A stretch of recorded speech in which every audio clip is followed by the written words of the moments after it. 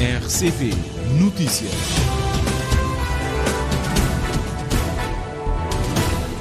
Relógio marca 13 horas em Cabo Verde. Está a começar o Jornal da Tarde. A edição para esta terça-feira.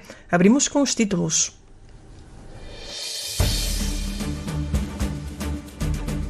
O crescimento económico do país não tem beneficiado os cabo-verdianos e está longe de poder transformar o setor privado, considera o CIT. O Partido Democrata Cristão vai levar estas preocupações ao debate parlamentar com os ministros da Promoção do Investimento e Fomento Empresarial e com o ministro da Modernização do Estado. Não é oportuno o agendamento para agora dos diplomas sobre a reforma do Parlamento agendado para esta sessão plenária. A constatação é do grupo parlamentar do PAICV. Cabo Verde deve realçar o papel da juventude no combate à corrupção. As autoridades nacionais ligadas às temáticas assinalaram o Dia Internacional contra a Corrupção com uma palestra no Liceu Domingos Ramos. O país vai ter a primeira Estratégia Nacional de Prevenção e Combate à Corrupção no início de 2026. Instituto Cabo-Verdiano da Criança e do Adolescente reforça a capacidade dos operadores turísticos para identificar, denunciar e atuar perante sinais de abuso ou exploração sexual de crianças e adolescentes. O ICA contabiliza até o momento 125 denúncias de abuso e violação sexual registada em todo o país, mas quando se fala especificamente da exploração sexual associada ao turismo, não há denúncias formais. Apesar da fraca adesão à manifestação em Mindelo, os agentes da segurança privada denunciaram hoje salários abaixo do mínimo e irregularidades com o INPS, pedem fiscalização efetiva e responsabilização pelo não cumprimento do acordo coletivo de trabalho.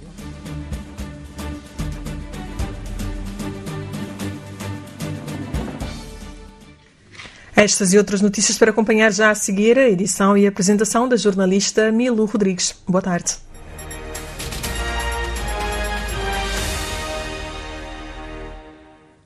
Boa tarde. O Instituto Cabo-Verdiano da Criança e do Adolescente reforça a capacidade dos operadores turísticos para identificar, denunciar e atuar perante sinais de abuso ou exploração sexual de crianças e adolescentes. Para isso, realiza dentro da campanha nacional Proteja um ateliê de formação, mobilizando o setor do turismo por um problema que muitas vezes é silencioso. O ICA contabiliza até o momento 125 denúncias de abuso e violação sexual de menores registada em todo o país. Uma reportagem de Dina Almeida.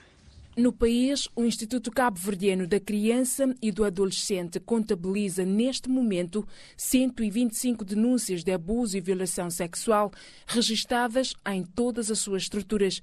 Mas quando se fala especificamente de exploração sexual associada ao turismo, a presidente do ICA sublinha que não têm chegado denúncias formais. E por isso essas ações de sensibilização, de capacitação para a identificação de possíveis situações que possam configurar num crime de exploração sexual contra crianças e adolescentes. Sendo certo que por vezes ouvimos dizer, ou através das redes sociais, enfim, noutras situações, mas essas denúncias não chegam a ser feitas e não havendo denúncias, muito dificilmente as entidades conseguem agir em conformidade. Nós também queremos trabalhar esta dimensão do setor de viagens e turismo. Sendo o turismo um setor vital para a economia cabo-verdiana, também traz riscos, sobretudo para crianças em situação de vulnerabilidade, sustenta Zaida Freitas. Então nós queremos dar as ferramentas para a identificação dos fatores de risco, mas também sensibilizar para a denúncia. Muitas vezes sabemos que as pessoas não querem ser identificadas durante a denúncia, têm receio de alguma natureza, podem fazer a denúncia anónima ou através da linha do ICA 810-20 ou 132. Em caso de dúvida, denunciar sempre, é este o nosso apelo. Do lado dos operadores, o testemunho confirma que a realidade existe, muitas vezes silenciosa.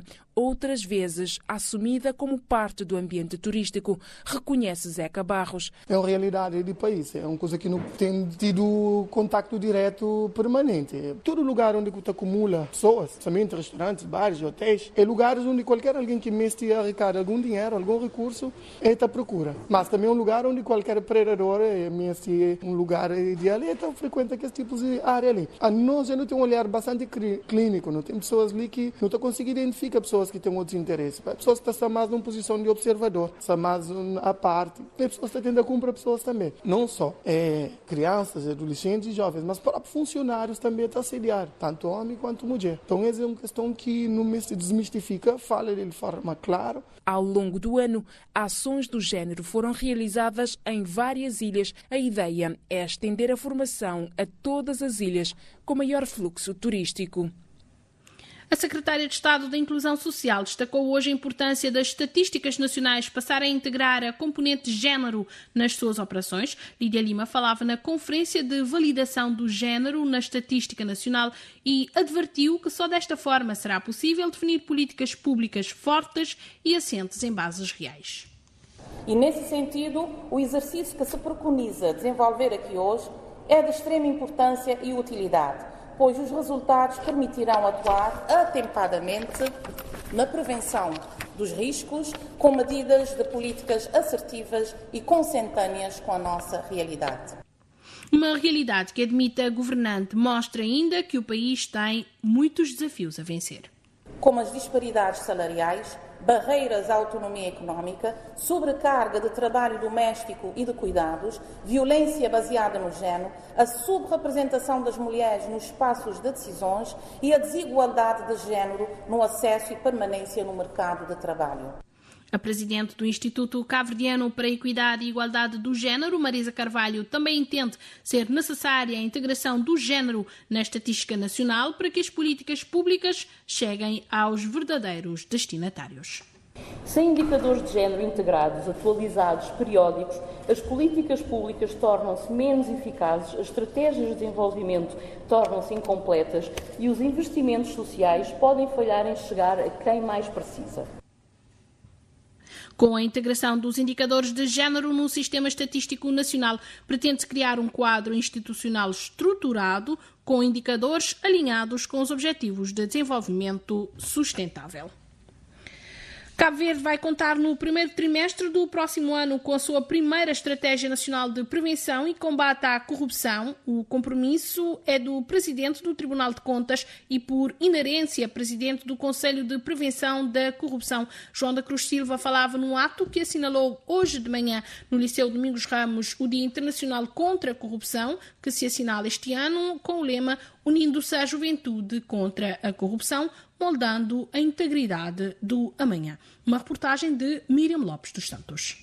Apesar do bom posicionamento de Cabo Verde no que concerne à transparência e de cada vez mais ações de sensibilização contra a corrupção, o momento é também de reforço das instituições, como defende o Presidente do Tribunal de Contas e, por inerência, Presidente do Conselho de Prevenção da Corrupção, João da Cruz Silva. É nesse espírito de reforço institucional que anuncio que até final do primeiro trimestre de 2026, Cabo Verde contará com a sua primeira Estratégia Nacional de Prevenção e Combate à Corrupção.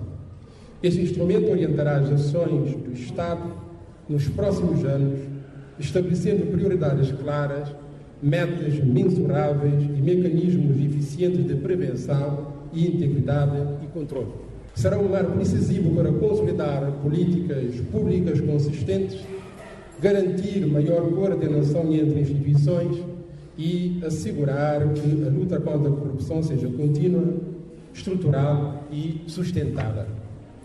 Permitam-nos, para terminar, com uma mensagem clara. A luta contra a corrupção é a luta pela dignidade, pela justiça, pelo futuro de Cabo Verde. Convidado a presidir a abertura do evento, o Procurador-Geral da República apontou nomeadamente que os dados mais recentes apontam uma redução da entrada de processos de crimes de corrupção em 49% junto do Ministério Público, apesar dos muitos pendentes, sendo esse crime de difícil investigação. Luís José Landim deixou um apelo aos jovens para que sejam íntegros e se abstenham de praticar a corrupção. São vocês que podem dizer não ao pequeno favor, à omissão, ao jeitinho, ao apadrinhamento, à normalização da injustiça. Vamos juntos unir-nos contra a corrupção e mudar a integridade do amanhã. Exijam transparência, pratiquem a ética, denunciem o ilícito e inspirem os outros a fazer o mesmo. A transparência começa em cada um de nós, nas escolas, melhor, nas escolhas diárias, nas pequenas atitudes, nas conversas que inspiram e nos exemplos que contagiam.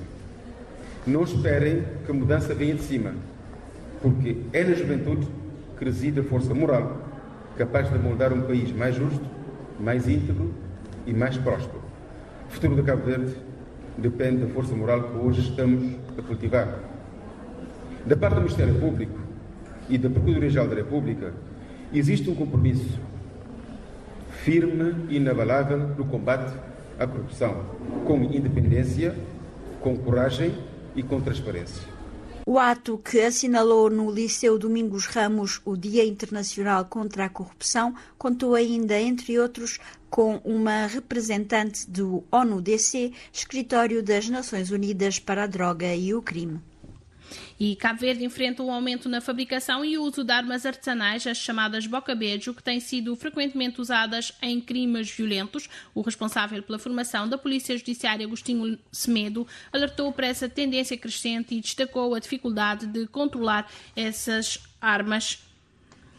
Normalmente são feitas em oficinas locais e enquanto que as munições de calibre 12 chegam de fora pelas fronteiras, recentemente as autoridades apreenderam várias armas e munições, incluindo uma grande quantidade de munição de caça encontradas no armazém na cidade da Praia. Especialistas da Interpol e da Polícia Judiciária reforçaram hoje a importância de fortalecer a cooperação internacional e melhorar o controle nas fronteiras para combater o tráfico de armas, especialmente as artesanais e as que podem ser feitas com componentes dispersos ou imprensas em 3D. A formação promovida pelo Centro de Formação da Polícia Judiciária, que termina nesta semana, busca capacitar as forças de segurança para investigar e rastrear armas de fogo, aprimorando técnicas como análise balística e investigação de crimes. As autoridades destacam que o combate a esse problema é essencial para aumentar a segurança no país. Apesar da fraca adesão à manifestação em Mindelo, os agentes de segurança privada denunciaram hoje salários abaixo do mínimo e irregularidades com o INPS, pedem fiscalização efetiva e responsabilização pelo não cumprimento do acordo coletivo de trabalho. Uma manifestação que aconteceu esta manhã no Mindelo e foi acompanhada pelo José Pedro Santos. Organizada com o propósito de chamar a atenção do país para as reais condições de trabalho que estão afetos os agentes de segurança privada, a manifestação programada para esta manhã não teve a adesão esperada. Convocada pelo SEACS, o protesto acabou por tomar a forma de uma concentração, com alguns profissionais que, empunhando cartazes, numa firme luta, lamentavam a não comparência da maioria dos profissionais dos cerca de 700 que prestam serviços às diferentes empresas em São Vicente. Joaquim Faial, com 32 anos de serviço, e Vítor Lima, com 17, de forma crítica, lamentam a ausência dos colegas. Colega que te dá, a gente diz assim, para vocês que te parecer, quando assim, melhor, que assim tem que sair de ganho, governo, a empresa, né? Apesar de que escrever, e gente contente também, mas só que na hora de parecer, que te parecer, não saber o que é que isto tem receio, vocês têm receio de alguém olhar, né? Mas só quis a favor, mas que te parecer. Primeiro é uma tristeza para os colegas de trabalho, para os vigilantes, é que te dá cara. Que onde que é que dá cara, as empresas de ficar com força. É triste, pessoas recebem um vencimento de 14.450 escudos. Vamos a certo modo isto meter um subsídio de turnos, mas coisa lá. Mas só engana-nos, as empresas de segurança, só se desvia de engana-nos, mas culpados de engana-nos são nós próprios. Meus colegas, que é vigilante, é que te dá cara, que demonstrar a força para a luta, porque se isto parecer, não tenho certeza que alguma coisa vai melhorar. O não cumprimento do acordo coletivo de trabalho celebrado em 2021 e os atropelos ao preço indicativo de referência na contratação dos serviços às empresas privadas de segurança, situação que tem fragilizado as mesmas economicamente, que por isso alegam não poder atualizar os salários respeitando o mínimo estipulado em Cabo Verde, uma razão cuja responsabilidade é sacada ao governo por esses profissionais. Empresas que está aceita ganhar, estão uma pessoa não luta para tentar fazer valer essa legislação? Está aceita ganhar sim, mas o culpado de tudo isso é o governo, porque o governo aprova mas ele sai só no boletim oficial.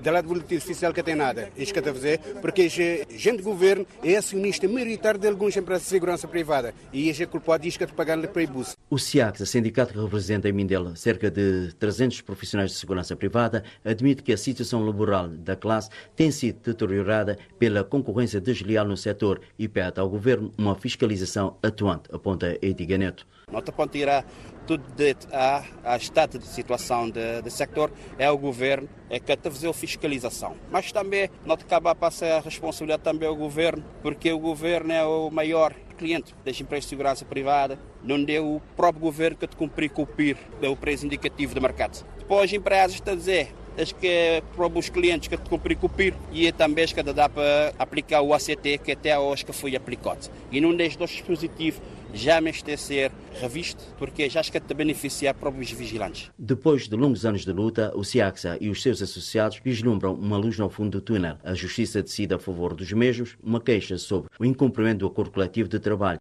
e obriga as empresas julgadas a fazerem o devido enquadramento dos agentes de segurança privada e a pagá-los retroativos, anunciou o sindicato.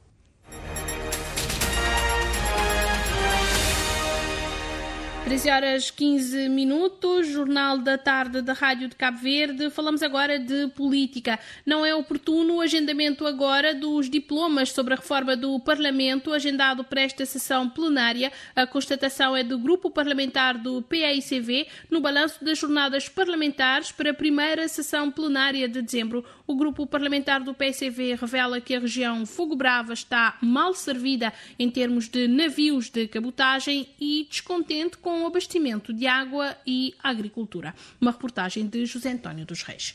O líder parlamentar do PAICV constata que a região Fogo e Brava e particularmente a Ilha Brava está mal servida a nível de transporte de cargas. Clóvis Silva diz que a população está descontente com a recorrente ruptura de bens de primeira necessidade nas casas comerciais. Não obstante a Serventarias ter feito até mais viagens e estar a fazer mais viagens, inclusive comunicou nesses dias que haverá mais deslocações ao Fogo e à Brava, continuará este problema pendente. Ou seja, há uma grande dificuldade dos comerciantes conseguirem espaço para trazerem os seus caminhões e levarem mercadoria para a ilha, e é algo que tem que ser efetivamente equacionado e resolvido o quanto antes, porque as pessoas na Brava que estão lá, portanto, sentem normalmente esta falta. Outra questão importante é a questão do fornecimento de energia e água. A Brava neste momento vive um processo de racionalização na utilização da água. A instalação de uma dessalinizadora na localidade de Furna, infelizmente, foi realizada fora de um quadro de planeamento. Só depois de investidos 5 milhões de euros e instalar-se todos os equipamentos é que se veio verificar que a água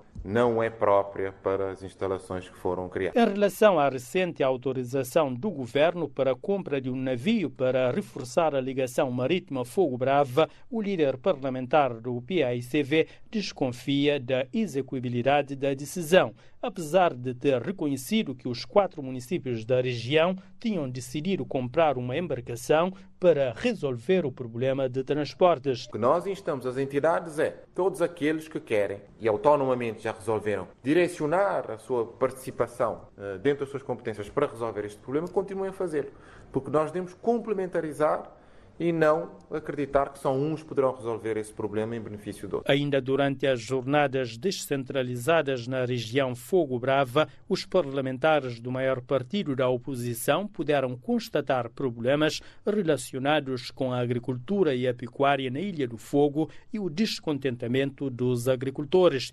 Em relação aos diplomas sobre a reforma do Parlamento, agendado para esta sessão plenária que começa amanhã, o grupo parlamentar do PAICV considera inoportuno neste momento. Porque nós temos um quadro eleitoral que se aproxima a largos passos. Nesta altura, procederemos à alteração da orgânica do Parlamento. Introduzimos alterações ao regimento. Fora de um quadro de entendimento entre as forças políticas no Parlamento. Acho que não é oportuno. Ainda nesta primeira sessão plenária do mês de dezembro estão em pauta pergunta dos deputados ao Governo. E o crescimento do país não tem beneficiado os cabo-verdianos, diz o CID. O partido vai levar ao debate parlamentar de amanhã esta preocupação com as políticas económicas, empresariais e sociais do país e sua falta de impactos positivos na vida dos cabo-verdianos, afirma Dora Pires, que, em conferência de imprensa, realçou as dificuldades enfrentadas pelas micro e pequenas empresas, particularmente as afetadas pela tempestade Erin e pelas chuvas de setembro. Há empresas que até recusaram receber porque acharam que aquilo era muito pouco e não lhes dava nada. Mas o que é que nós queremos é que essas medidas aconteçam o mais rápido possível, porque as empresas estão a levantar, mas isso carece também outros aspectos, porque terão que ir à procura de financiamento, ajuda em outros parceiros. Mas nós queremos é que o Governo agilize. Veja, 4 meses já se passaram e são apoios emergenciais. Isso quer dizer que já deviam. E o apoio, 3 parcelas, 3 meses. Então isso quer dizer que com 4 meses já deveriam ter recebido tudo, mas alguns ainda nem o primeiro. São os da Praça Estrela, não é?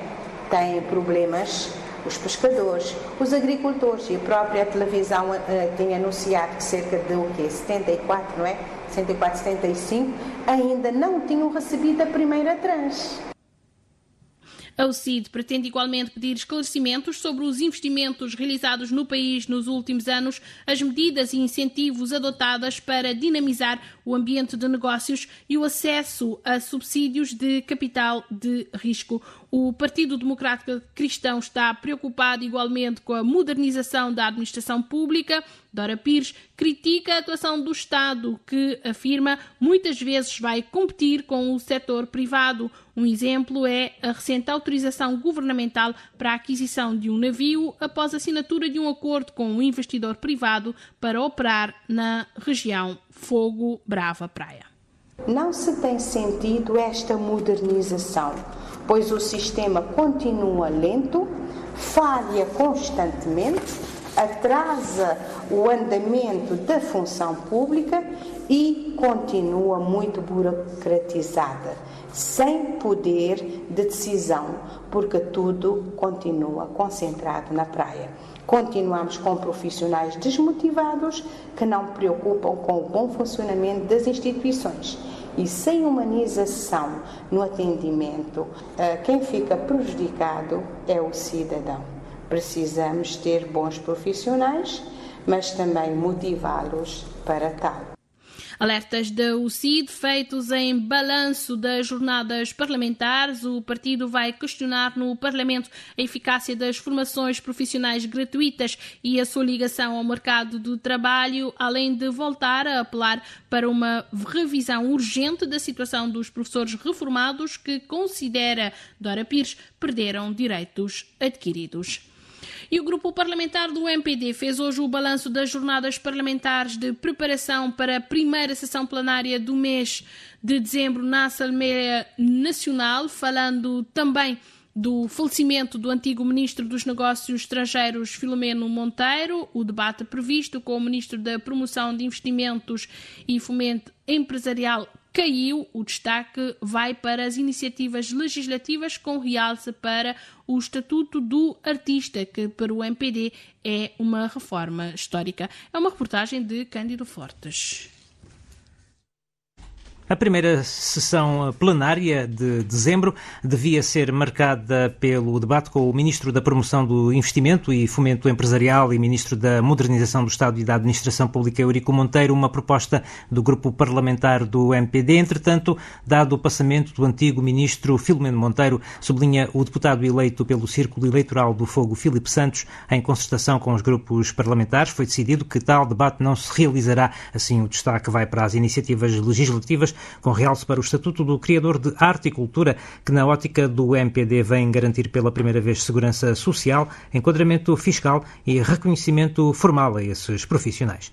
Devido ao ambiente de consternação que a nossa Casa Parlamentar, que é também a Casa da Palavra, atravessa neste momento, com o passamento do nosso saudoso Dr. José Filomeno de Carvalho Dias Monteiro, que sabia ser um homem de palavra e de verbo fácil. Quanto ao Estatuto do Profissional Criador e Produtor de Arte e Cultura, uma reforma histórica que profissionaliza e dignifica os criadores e produtores culturais. Combate a precariedade que tem marcado o setor cultural. Pela primeira vez, são definidos critérios claros de reconhecimento profissional, incluindo a declaração e o cartão do artista, a inscrição no NPS. A proposta ainda integra os profissionais da cultura no REMP, reforça incentivos e garante a isenção do IVA e de direitos aduaneiros para equipamentos essenciais, garante incentivos fiscais no acesso a linhas de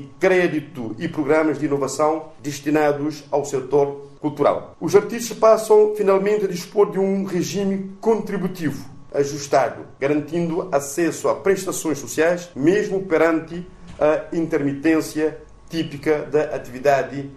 Segundo aquele deputado, será criada também uma comissão envolvendo o Ministério da Cultura, INPS e a Autoridade Fiscal, entre outras entidades, para assegurar a execução eficaz da reforma. Filipe Santos refere, por outro lado, algumas das novidades relativas ao novo regimento da Assembleia Nacional, que vai para discussão na Generalidade.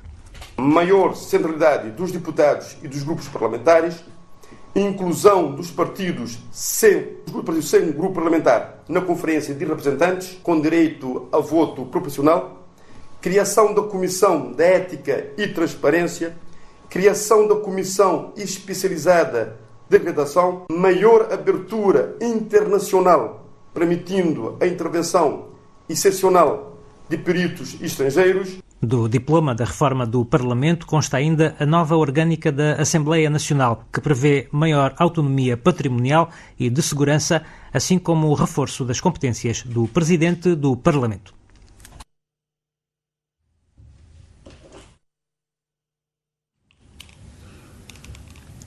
E o pedido de fiscalização abstrata e sucessiva da constitucionalidade da resolução da Assembleia Nacional, que criou a Comissão Parlamentar de Inquérito para apreciar e fiscalizar uma eventual violação de deveres funcionais por parte do ex-deputado Amadeu Oliveira, está a ser analisado pelos vários partidos políticos. O MPD remete para o programa Em Debate da televisão de Cabo Verde maiores explicações sobre o pedido do Procurador-Geral da República. De acordo com Filipe Santos, o importante é que o Estado de Direito está a funcionar. Nós respeitamos todas as posições e estamos num Estado de Direito democrático, onde nós respeitamos os princípios de separação dos poderes. Os órgãos da soberania estão a funcionar, a democracia está a funcionar. O nosso Presidente da República, da Assembleia Nacional, já emitiu a sua opinião pública e não posso avançar com mais detalhes. E no programa Em Debate da televisão de Cabo Verde, teremos lá o nosso representante para melhor explicar essa situação. O pedido de fiscalização está a ser analisado também pela UCID, que promete pronunciar-se em momento próprio. Questionada sobre este pedido, a deputada da UCID, Dora Pires, disse que o partido apenas acompanha a situação e com muita atenção. Olha, o CID está a seguir tudo isso com muita atenção, estamos a acompanhar, estamos a ouvir os vários advogados, os vários pareceres e a seu tempo próprio o CID estará fazendo uma pronúncia sobre a situação. O que nós queremos é que todos trabalhem, não é? Cada um dentro da sua área, dentro da sua competência, e se assim for as coisas correrão da melhor forma. Mas o CID fará o seu pronunciamento brevemente.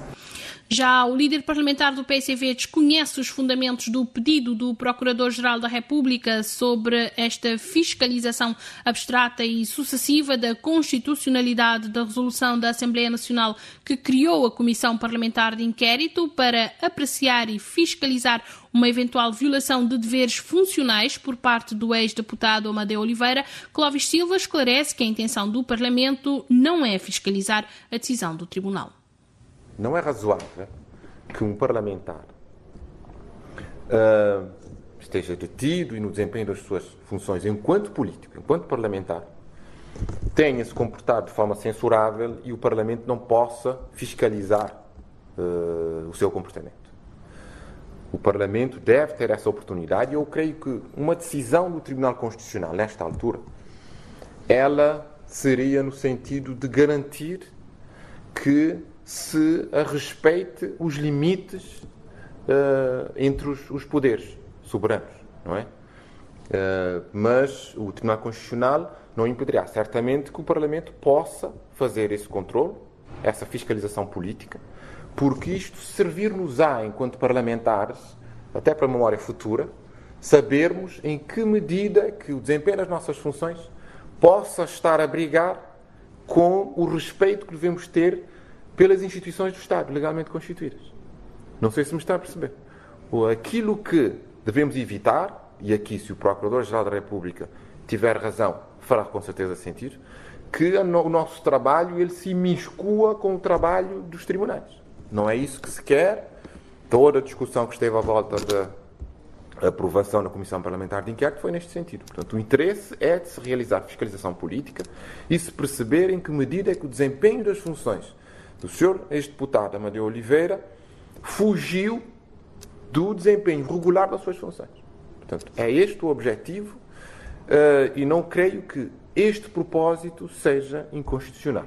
Se na descrição deste propósito, na resolução que foi aprovada, se extrapolou esse limite, obviamente que nós aceitaremos de bom grado e de bom tom que até o Tribunal Constitucional o estabeleça dentro desses limites.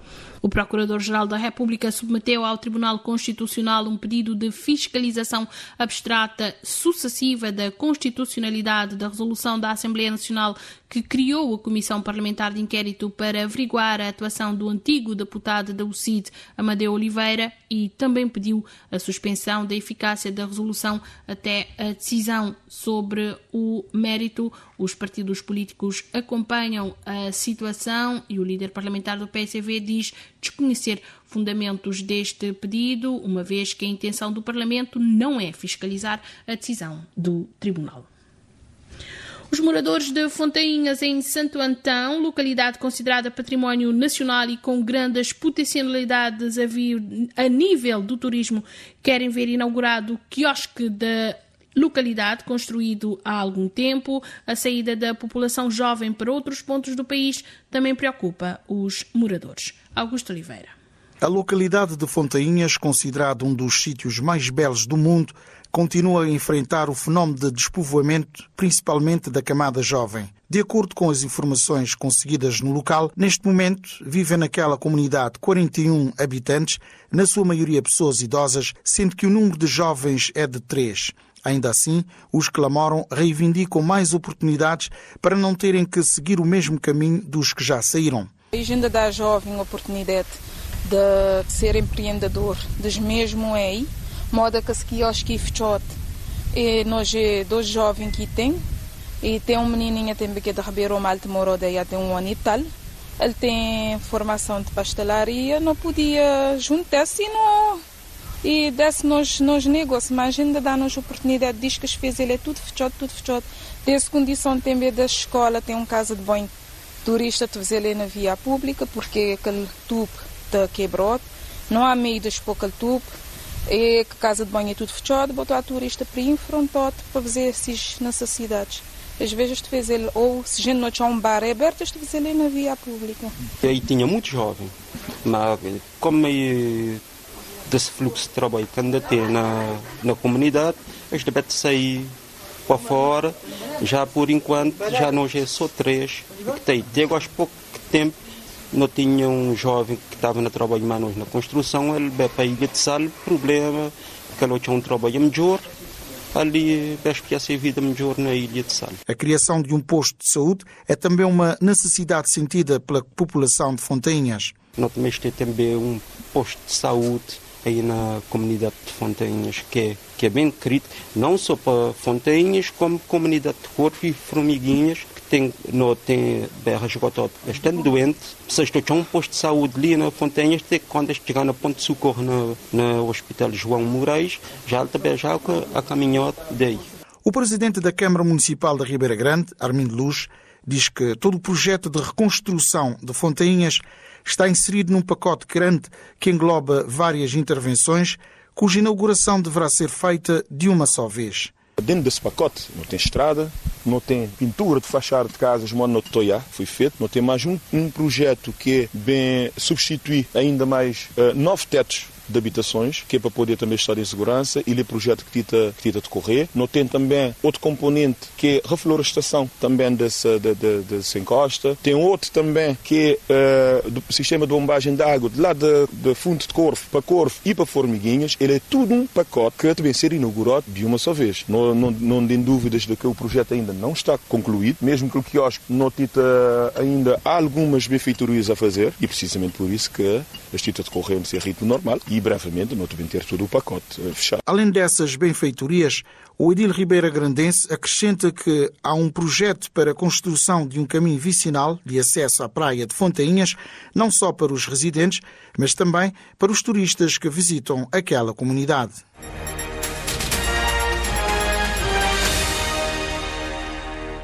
Breves internacionais. Na Ucrânia, pelo menos 2 pessoas morreram, 5 ficaram feridas em novos ataques russos na região de Kherson, em Donetsk, 3 mortos e 16 feridos. É o balanço de um ataque registado na noite de ontem. Já na Rússia, um ataque de drone feriu 9 pessoas na cidade de Cheboksar, danificando vários edifícios residenciais. Um plano diplomático. O presidente ucraniano Vladimir Zelensky reuniu-se em Londres com vários líderes europeus e depois em Bruxelas com os representantes da União Europeia, António Costa, Ursula von der Leyen e o secretário-geral da NATO, Mark Rutte. A União Europeia reafirmou o apoio inabalável à Ucrânia e discute a utilização dos ativos russos congelados para financiar Kiev. Zelensky procura agora reforçar a sua posição nas negociações de paz, numa altura em que aumenta a pressão internacional para concessão territorial. Um sismo de magnitude 7 provocou pelo menos 30 feridos no norte do Japão e gerou ondas de tsunami. Milhares de pessoas foram retiradas e cerca de 2.700 casas ficaram sem eletricidade. As autoridades alertam para possíveis réplicas nos próximos dias. A Junta Militar da Guiné-Bissau promulgou hoje a Carta Política de Transição, suspendendo a Constituição após o golpe de Estado de 26 de novembro. O documento define uma transição de 12 meses, mantendo os direitos, liberdades e garantias e reafirmando os compromissos internacionais do país.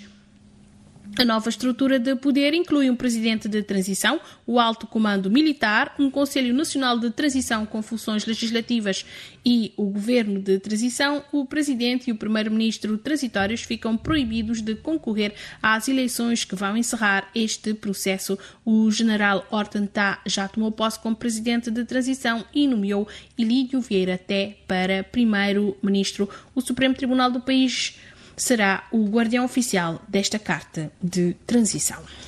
13h37, recordemos os títulos.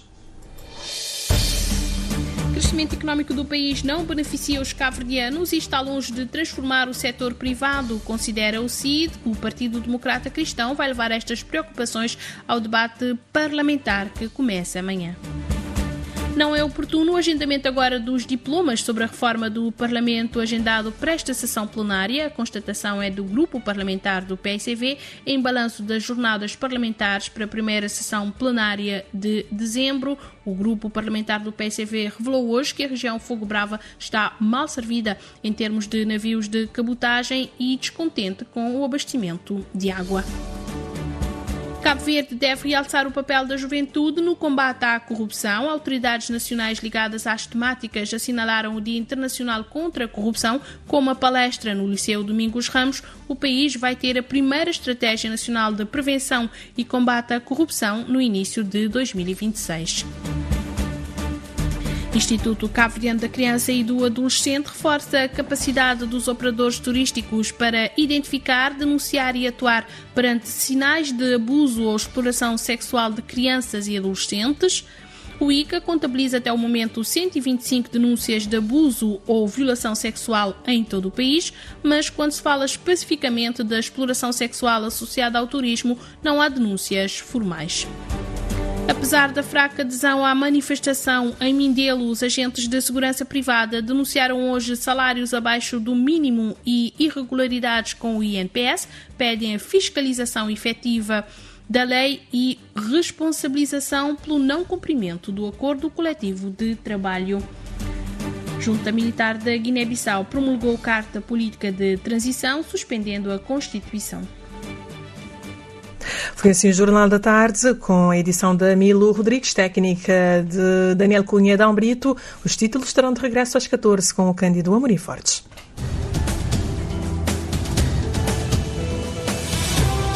Mais informações em www.rtc.cv e na aplicação RTC Mobile. RCV, o rigor da notícia e o melhor da informação a cada hora.